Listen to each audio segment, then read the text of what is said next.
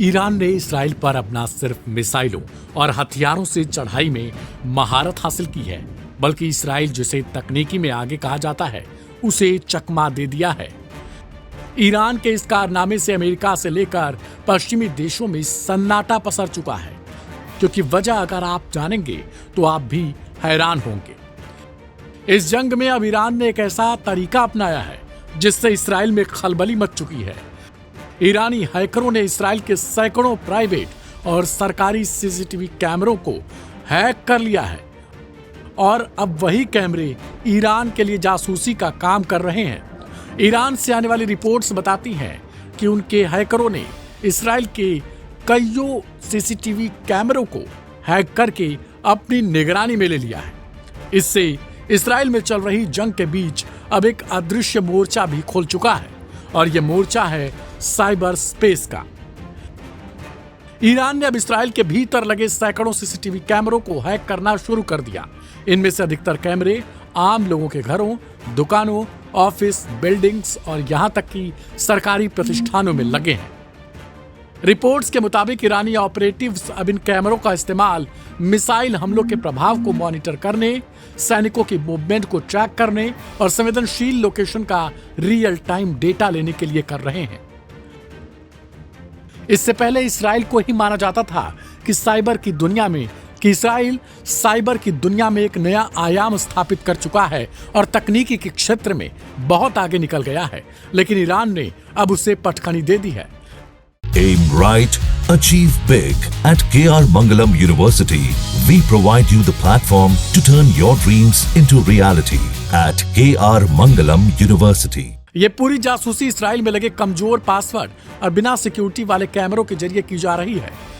Israel में जहां media को युद्ध के दौरान कई जगहों पर रिपोर्टिंग से रोका जा रहा, वहां ईरान ने सीधा फील्ड व्यू लेने के लिए कैमरों को जासूस बना डाला है।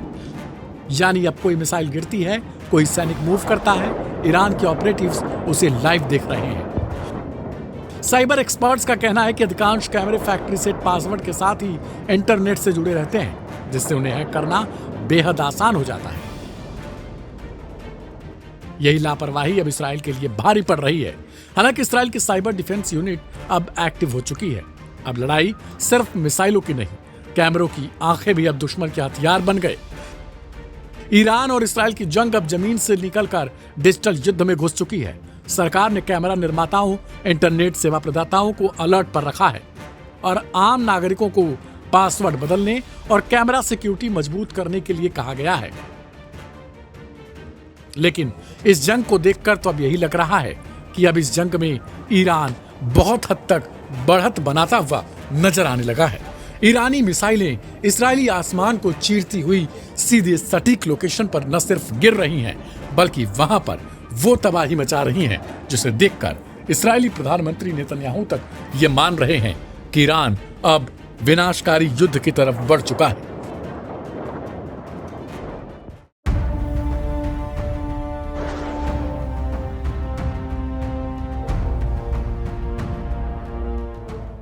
ईरान इजराइल युद्ध पर जहां दुनिया के बड़े देश दो धड़ों में बचते नजर आ रहे हैं, वहीं अमेरिका के दो पुराने दुश्मन रूस और चीन खुलकर ईरान के समर्थन में आ गए हैं। दोनों ही देशों ने अमेरिका को इस जंग में कूदने से परहेज की नसीहत दी है और दो टूक कहा है कि अगर अमेरिका ईरान के खिलाफ युद्ध में कूदता है तो उसके गंभीर नतीजे होंगे। दोनों ताकतवर देशों के राष्ट्रपतियों ने गुरुवार को करीब 1 घंटे तक फोन पर बातचीत की। इसके बाद दोनों देशों की तरफ से बयान जारी कर इजराइल को सीज फायर की नसीहत दी गई। ये सलाह ऐसे वक्त में दी गई है जब इजरायली प्रधानमंत्री ईरान के सर्वोच्च नेता अयतुल्ला अली खामनेई की हत्या करने और वहां सत्ता परिवर्तन की बात लगातार कर रहे हैं। इस बीच रूस ने ईरान में सत्ता परिवर्तन की किसी भी संभावित बातचीत का समर्थन करने से इनकार कर दिया और साथ ही ईरानी सर्वोच्च नेता अयतुल्ला अली खामनेई की हत्या के प्रयासों को अस्वीकार्य बताया। क्रेमलिन के प्रवक्ता दिमित्री पेस्कोव ने स्काई न्यूज के साथ एक साक्षात्कार में ये बात कही। पेस्कोव ने कहा, खामेनेई की हत्या अकल्पनीय है और इस बारे में बात करना भी सभी के लिए अस्वीकार्य होना चाहिए। उन्होंने कहा, स्थिति अत्यंत तनावपूर्ण है और ये न उस केवल क्षेत्र के लिए बल्कि पूरे विश्व के लिए खतरनाक है। उन्होंने कहा कि कोई भी अतिरिक्त भागीदार तनाव को और बढ़ाएगा। पेस्कोव का इशारा वॉशिंगटन द्वारा इजराइल को प्रत्यक्ष सैन्य सहायता प्रदान करने की संभावनाओं की तरफ था। Aim right, achieve big. At KR Mangalam University, we provide you the platform to turn your dreams into reality. At KR Mangalam University. Peskov ने इस पर कोई टिप्पणी नहीं की कि खामनेई की हत्या पर रूस क्या कार्रवाई करेगा। इसके बजाय उन्होंने कहा कि ये ईरान के अंदर से कार्रवाई को और बढ़ावा देगा। उन्होंने कहा, इससे ईरान के अंदर चरमपंथी भावनाएं पैदा होंगी। जो लोग खामनेई की हत्या के बारे में बोल रहे हैं, उन्हें इसे ध्यान में रखना चाहिए। वे भानुमति का पिटारा खोल देंगे। गौरतलब है कि ईरान इजराइल युद्ध को समाप्त करने के लिए मध्यस्थता करने के रूसी व्लादिमीर पुतिन के प्रस्तावों को अब तक अमेरिकी राष्ट्रपति डोनाल्ड ट्रंप ने अस्वीकार कर दिया है। ट्रंप ने बुधवार को रूसी राष्ट्रपति से कहा था कि पहले उन्हें खुद के संघर्ष की मध्यस्थता करनी चाहिए। उनका इशारा यूक्रेन के खिलाफ रूस के युद्ध से था। पेस्कोव ने इस बात से इनकार कर दिया कि अमेरिकी राष्ट्रपति के शब्द अपमानजनक थे। उन्होंने कहा, हर किसी की एक अलग भाषा होती है। राष्ट्रपति ट्रंप के बोलने का अपना अनूठा तरीका है और अपनी अनूठी भाषा है। हम काफी सहिष्णु हैं और उम्मीद करते हैं कि हर कोई हमारे प्रति सहिष्णु होगा।